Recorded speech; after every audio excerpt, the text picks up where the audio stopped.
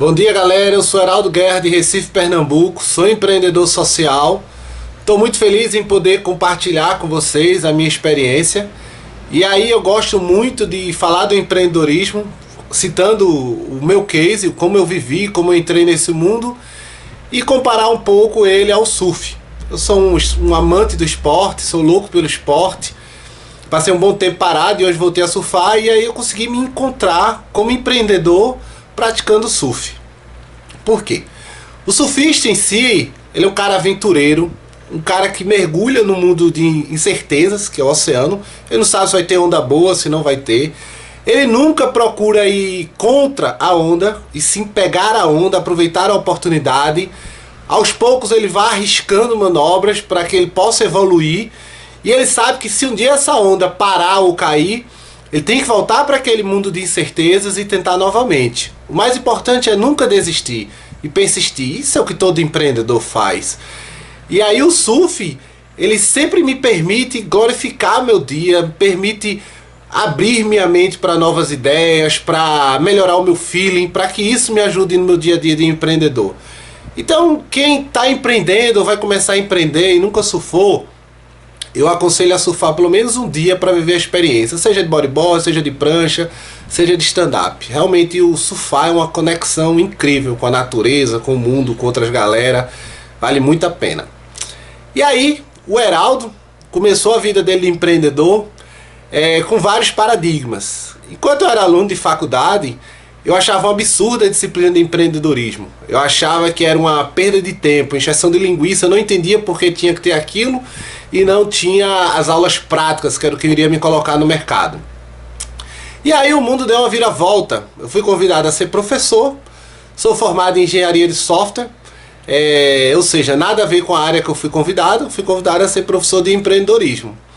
E por situações do destino, a primeira turma que eu peguei foi de edificações, ou seja, a área de construção civil, num curso técnico. Eu disse, meu Deus, eu já não sei nada de empreendedorismo e ainda trabalhar com uma galera que não tem nada a ver com o meu curso. Isso em meados de 2011. E aí no primeiro momento eu fui conversar com os alunos, saber o que eles esperavam da disciplina, o que eles tinham em mente. E aí percebi uma certa angústia, pois eles só dependiam dessa disciplina para terminar o curso e não acreditavam na disciplina, a mesma coisa que eu. E tinha uma reclamação muito profunda que não viveram prática do curso. E aí eu lancei a proposta de, beleza, vamos fazer essa disciplina um projeto, de forma que a gente possa beneficiar a sociedade com esse produto ou esse serviço que a gente criar, e ele ter um impacto de forma que ele possa ser disseminado. E aí nesse momento eu já estava realizando a prática do empreendedorismo sem saber.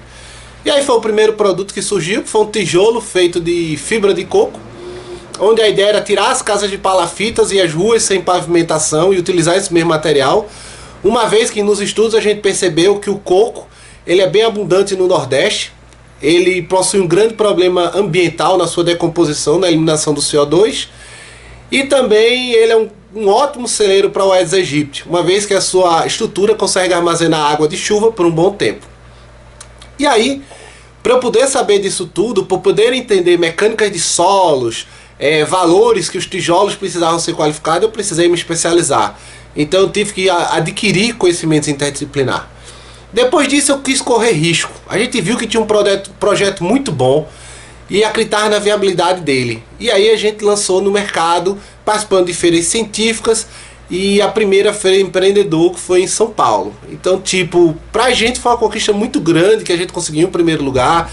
A gente conseguiu a aceitação de várias empresas e até patrocínios de pessoas que queriam doar as máquinas de prensa pra gente fazer o tijolo ecológico em vez de fazer como a gente fazia manualmente. Mas a gente encontrou com as primeiras barreiras, burocracia, falta de apoio da parte da instituição, que não liberava com facilidade isso, e a gente acabou perdendo as oportunidades. Mas não foi isso que me desanimou, não foi isso que me desinteressou. E aí eu comecei a me penetrar, eu comecei a entrar no ambiente de empreendedorismo, porque eu tinha vivido uma experiência e tinha gostado.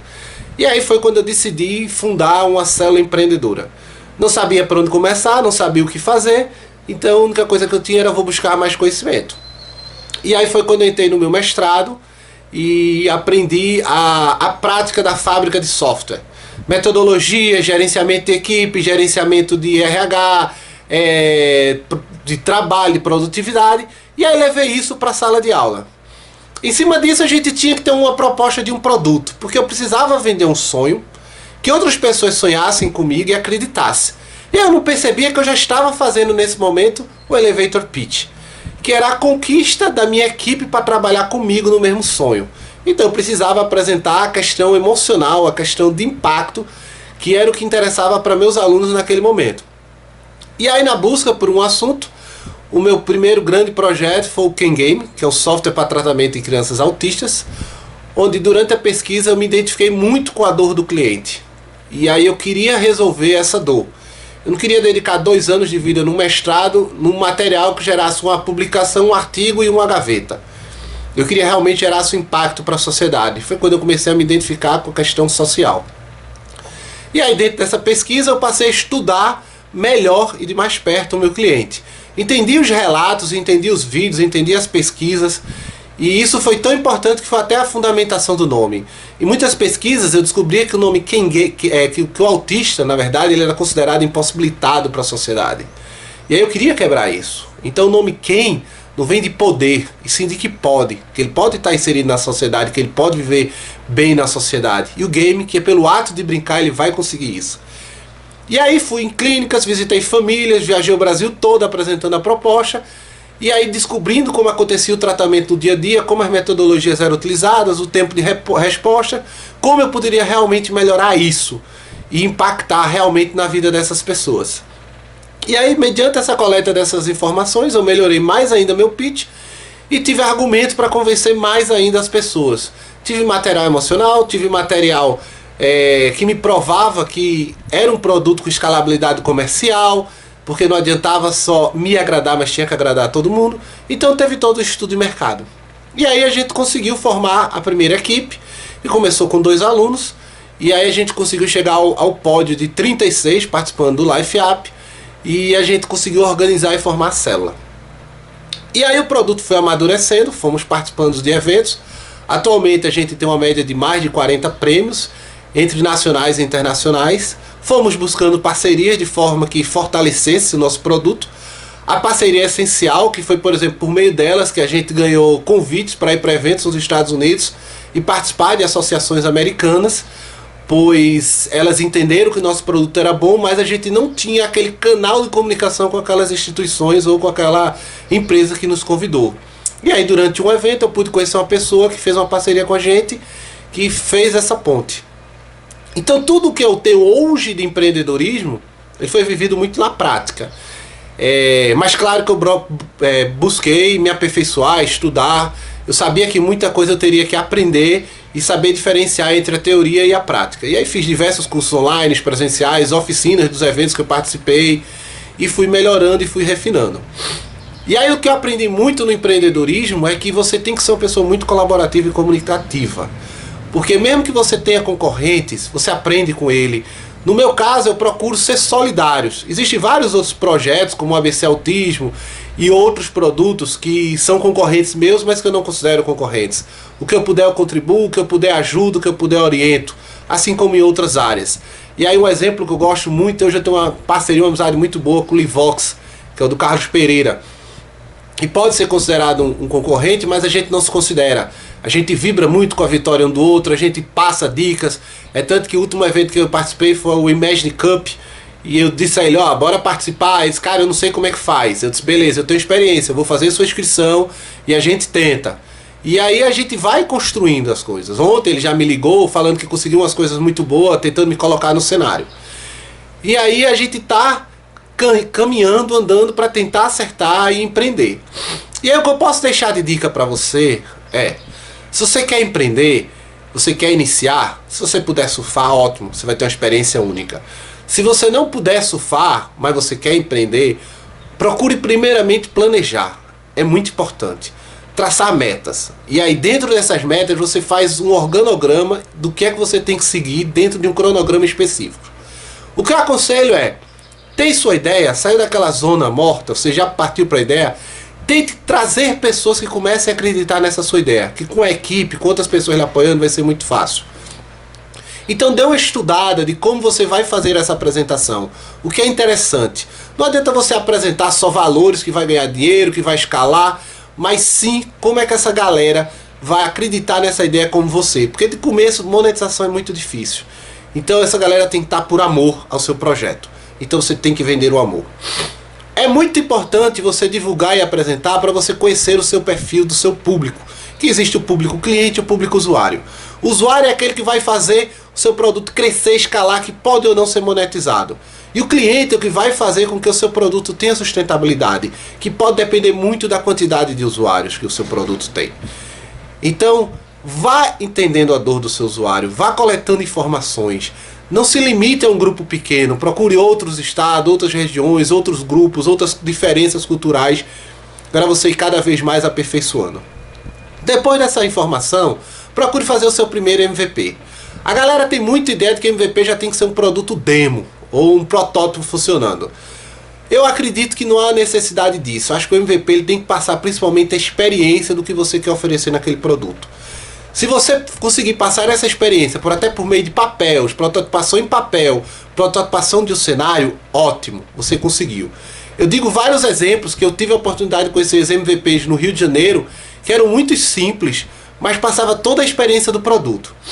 E aí um exemplo que eu dou era de um produto que fazia parte, que eu mentorava, que a gente tinha uma ideia de fazer um MVP muito bom, que era o Ine Energy. Ele é um dispositivo que coloca na bicicleta, que ao pedalar ele gera energia para abastecer 2 dispositivos móveis e gerar energia suficiente para o farol e para a luz traseira. A ideia era reduzir os impactos de acidentes noturnos, por causa de falta de iluminação em bicicletas, melhorar a qualidade daquelas bicicletinhas que são colocadas à disposição sociais do Itaú, Bradesco, Unimed, e principalmente oferecer um conforto para o usuário. E aí a nossa ideia era ir para o Recife Antigo, que é um ponto onde toda terça e quinta-feira à noite sempre tem ciclistas andando, e aí provocar uma sensação diferente. Então tem um trecho lá que é muito escuro, e a ideia era deixar ele mais escuro ainda.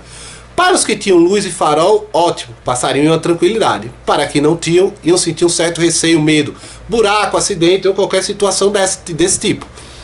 E aí, ao entrar nesse túnel construído de canos de PVC e TNT preto, iria acender luzes de LEDs, iria tocar música, iriam ter plaquinhas simbolizando o caminho que ele está seguindo. Você está próximo ao Marco Zero, você está próximo à Casa da Cultura.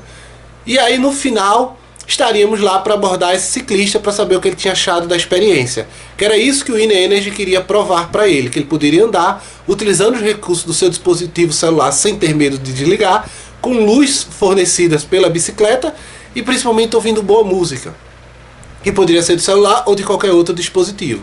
Para aqueles clientes que contestavam, achavam que isso não era importante, que isso não valeria a pena, a gente voltava com eles para o começo do túnel. E no começo do túnel tinha um amigo meu de kimono preto, máscara preta, com um taco de beisebol, que possivelmente quando todo mundo passava ninguém perceberia. E aí acenderíamos uma luz debaixo dele. E de um jeito que ele não percebeu essa situação, ele não perceberia um carro se aproximando, ele não perceberia um buraco e poderia provocar um acidente. E aí a gente tentava barganhar ainda a confiança desse usuário para ele acreditar no nosso produto. Então esse seria um exemplo de MVP que você não precisa ter um produto. Mas se você já tiver um produto, teste, valide. Isso é importante. A percepção do empreendedor sobre aquele produto é bem diferente do usuário que vai precisar daquilo no dia a dia. Além disso, é bom você testar e validar, porque geralmente em bancas de avaliações ou investidor, ele pergunta, você já testou? Você já tem usuário? Qual o feedback que você tem? E o feedback é muito importante. Eu digo por esse meu produto de autismo, eu passei 2 anos atacando um determinado público, acreditando que estava atacando certo, clínicas e os autistas. E aí numa determinada banca de um evento, o cara disse, não, seu público não é esse. Seu público principal são os pais e os cuidadores. A clínica possui diversos softwares e ferramentas para o tratamento.